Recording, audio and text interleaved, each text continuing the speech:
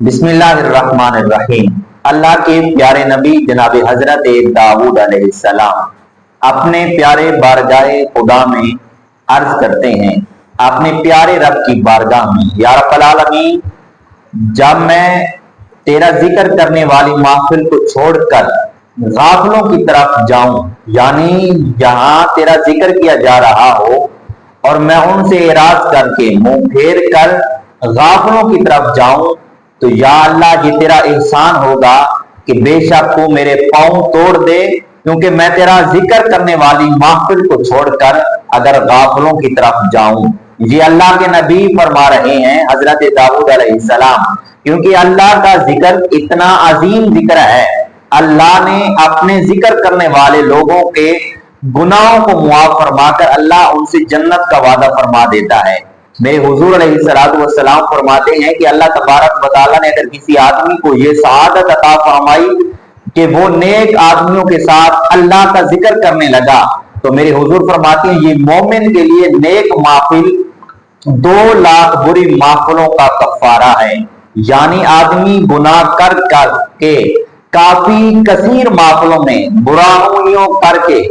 बुरे लोगों के साथ बैठकर अगर वो वक्त गुजार दिया है, फिर पछतावा आया उसको कि मेरा वक्त किन लोगों के साथ गुजरा, मेरे हुजूर फरमाते हैं अगर सारी जिंदगी उसने बुराइयों में गुजार दी, बुरे लोगों के साथ गुजार दी, लेकिन एक महफिल उसने अच्छे लोगों के साथ बैठकर एक महफिल में अल्लाह का जिक्र किया, हुजूर फरमाते हैं ये मोमिन को अल्लाह ने सआदत अता फरमा दी कि एक नेक महफिल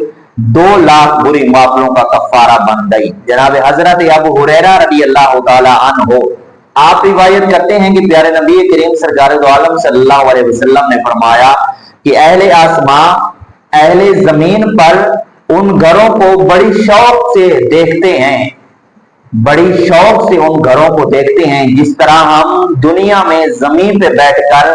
आसमां पर सितारों को बड़ी शौक से देखते हैं, ऐसे ही अल्लाह के मलाइका आसमानों पे बैठकर